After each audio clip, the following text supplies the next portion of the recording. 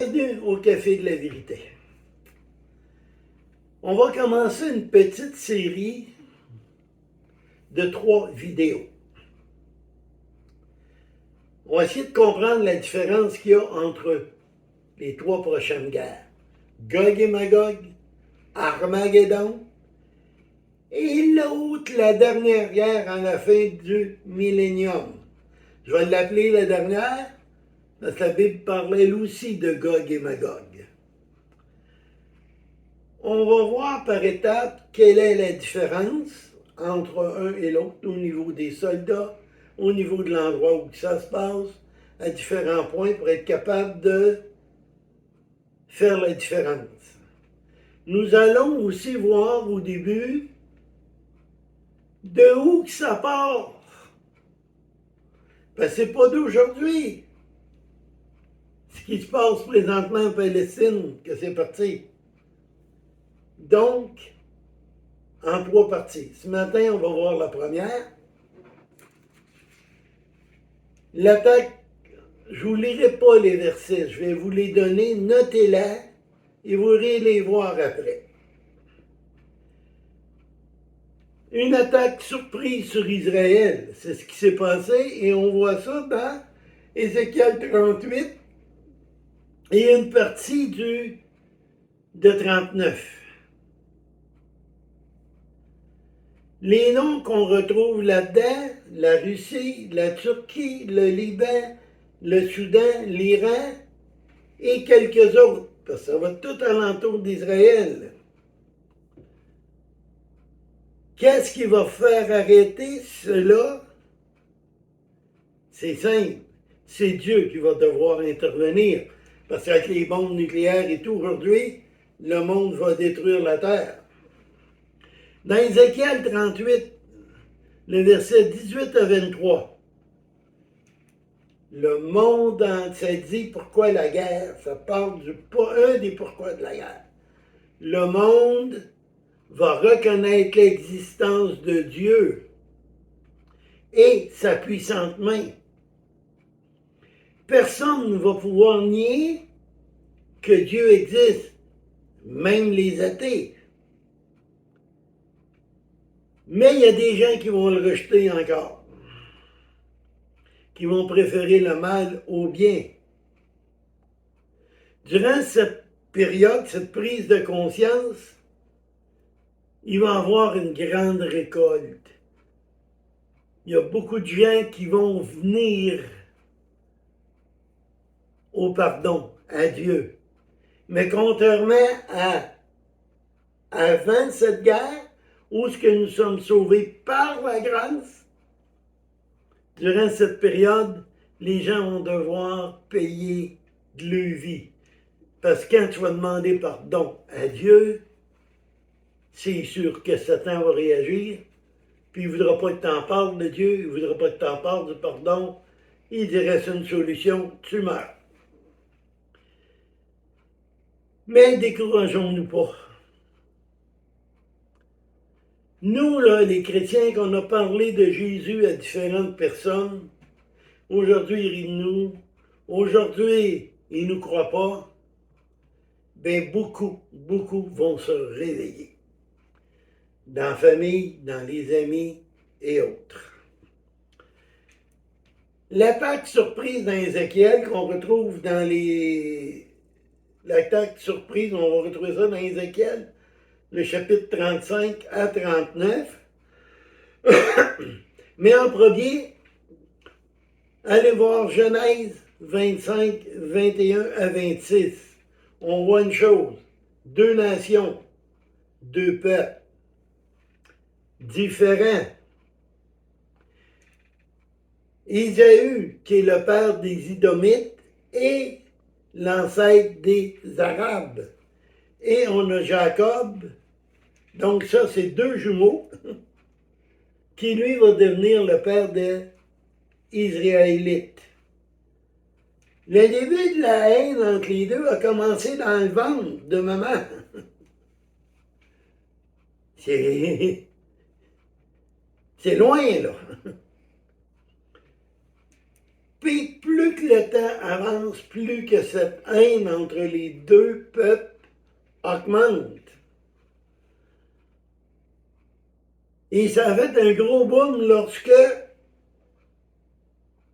Ésaü a vendu son droit d'aînesse à Jacob. Le droit d'aînesse, c'est-à-dire c'est le plus vieux, parce qu'il est sorti le premier du ventre de sa mère, ensuite c'est Jacob. Donc c'est lui qui était l'héritier. Mais il a vendu ça pour un plat de lentilles. Ensuite, Ésaü s'est fait voler la bénédiction par Jacob. On voit ça dans Genèse 25, 21 à 34.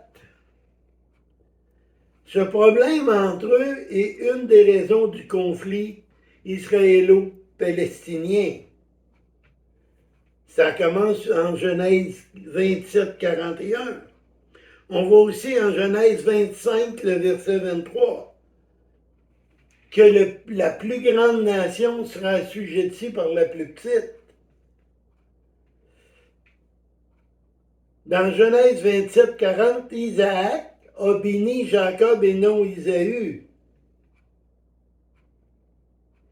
Donc, Ésaü et sa descendance sont assujettis à Jacob, donc aux Israéliens. La prophétie est accomplie en partie dans 2 Samuel 8, les versets 13 et 14. Vous allez voir que David a accompli une partie de cette prophétie. Une autre raison aussi, c'est que les Arabes ont toujours voulu s'accaparer d'Israël, encore aujourd'hui. C'est ce qu'ils veulent. Alors que ce pays, Israël, a été donné par Dieu aux Israélites. C'est pas là un bidule, là, moi je te donne ça, là. C'est Dieu lui-même qui l'a donné. C'est une promesse qu'il a faite à Abraham, Isaac et Jacob. Vous allez trouver ça dans Genèse 15, 18 et Exode 33, le verset 1. Mais les Arabes n'acceptent pas ça. Donc, Gog et Magog arrivent. Ils ne veulent même pas en entendre parler, pour la plupart. Oui, il y en a quelques-uns comme qui se réveillent à Jésus, aussi se réveillent à cette promesse. Mais plusieurs, non. Mais Dieu va se faire connaître, parce qu'il va intervenir lui-même pour que les Arabes comprennent que ce territoire n'était pas à eux. Donc, 4 raisons de la guerre.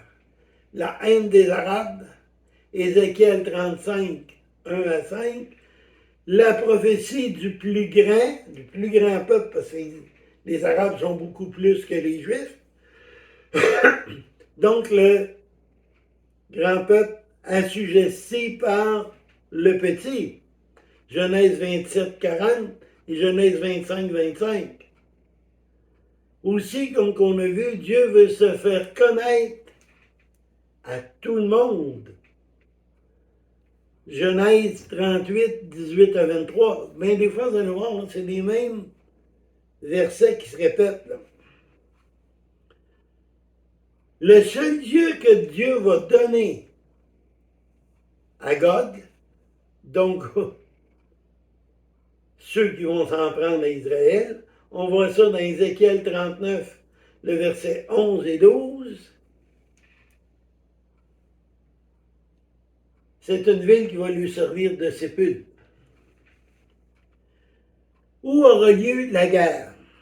Ézéchiel 35, 2 prophétise contre la montagne de Séhir, contre la montagne. Ézéchiel 36, 1 sur les montagnes d'Israël. Ézéchiel 36, 1 à 12 explique que le conflit israélo-palestinien, que c'est Dieu qui va intervenir pour sauver Israël, parce que c'est sûr qu'on voit même là que il y a toujours plus de monde qui vont du côté des Arabes, puis Israël s'isole de plus en plus. En Ézéchiel 39, là, vous avez une partie qui s'adresse à Armageddon, et non à Gog et Magog. Là. Ézéchiel 35, 1 à 5, on voit, comme j'ai dit tantôt, la montagne de Séhir. Où est Séhir? Séhir, ça correspond à Isaü et sa descendance. Isaü qui est l'ancêtre des Édomites, qui est les Arabes, avec Ismaël. Hein? On se souvient d'Ismaël, le fils de la servante, connu sur... Les frappes en Israël vont être dans la partie de la Judée et la Samarie, beaucoup. Donc, ce qu'on appelle aussi la Cisjordanie. Même s'ils sont occupés présentement par d'autres, ça va brosser dans ce coin-là. Mais Dieu garde sa parole.